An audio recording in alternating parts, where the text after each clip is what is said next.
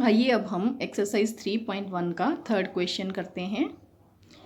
पहले इसकी आपको स्टेटमेंट बता देती हूँ। 2 किलो सेब और 1 किलो अंगूर का मूल्य किसी दिन 160 रुपये था। एक महीने बाद 4 किलो सेब और 2 किलो अंगूर का मूल्य 300 रुपये हो जाता है। तो इस स्थिति को बीजगणितीय और ज्यामितीय रूपों में व्यक्त करना है। तो मान लेते हैं कि 1 किलो सेब का मूल्य x रुपये है और 1 किलो अंगूर का मूल्य y रुपये है। तो पहली स्थिति के अनुसार 2 किलो सेब और 1 किलो अंगूर का मूल्य क्या होगा, वो कैलकुलेट करते हैं। 2 किलो सेब, तो 2 को हमें सेब के मूल्य से गुना करनी है। सेब का मूल्य था x, यानी 2 किलो सेब यानी 2x और 1 y, अंगूर का मूल्य y था, 2x प्लस 1y, ये टोटल हमें बताया कि 160 रुपये। और दूसरी स्थिति में 4 किलो सेब और 2 किलो अंगूर यानी 4x प्लस 2y, ये हो गया 300 रुपये। ये दो इक्वेशंस बन गई। तो इसे हमने बीजगणितीय रूप में व्यक्त कर दिया है। अब बारी है ज्यामितीय रूप की। उसके लिए हमें इन दोनों इक्वेशंस के हल लिखने हैं और पहले की तरह ही हमने हल जो इसके लिखे हैं वो हिट एंड ट्रायल मेथड से लिखे हैं कि हमने कोशिश की कि कोई भी फ्रैक्शनल वैल्यू ना आए।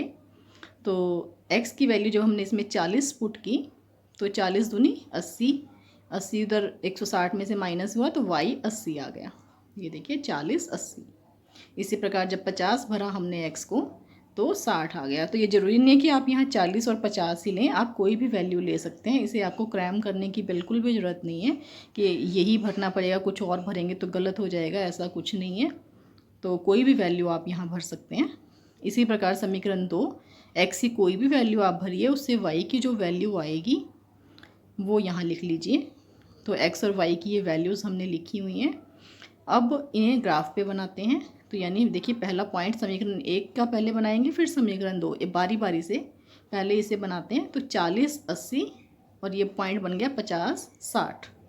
तो 10 20 30 40 ऐसे करके हमने इसे ग्राफ के ऊपर प्लॉट कर लिया।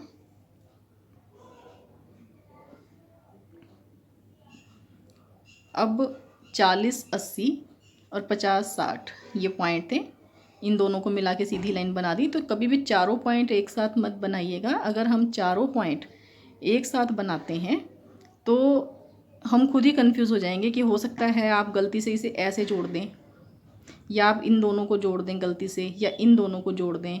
तो पहले एक समीकरण का काम हमें पूरा करना है, उसके बाद ही हमें दूसरी समीकरण के हल लेने हैं। जैसे इसमें हमने पहले ये देखिए, ये 40 80 और 50 60 सिर्फ समीकरण 1 के हल हमने बनाए, 40 80 और ये 50 60। तो उनसे एक लाइन बना ली। पहले लाइन बना लेनी है उसी वक्त और उस पर लिख देना है कि ये समीकरण 1 के लिए है। ये लिखा है हमने यहाँ समीकरण 1, ताकि कोई गलती के लिए चांस ना रहे। बाद में हम खुद ही कंफ्यूज हो जाएंगे। अगर सारे पॉइंट्स आपने पहले प्लॉट कर लिए कि जैसे ये भी और ये भी, तो आपके लिए कंफ्यूज होने का चांस है। पहले ही लाइन बनाएंगे। अब ये लाइन बनाने के बाद फिर ये पॉइंट लेंगे। अब 40 70 50 50, तो ये 40 70 और 50 50 ये हमने प्लॉट कर लिए और इससे भी लाइन। तो ये दोनों समांतर आ गई हैं लाइनें और ये इसका कंप्लीट होता है सॉल्यूशन कि ज्यामितीय रूप में हमने दोनों ही इक्वेशंस को व्यक्त कर दिया है। इसके बाद हम एक्सरसाइज 3.2 करेंगे।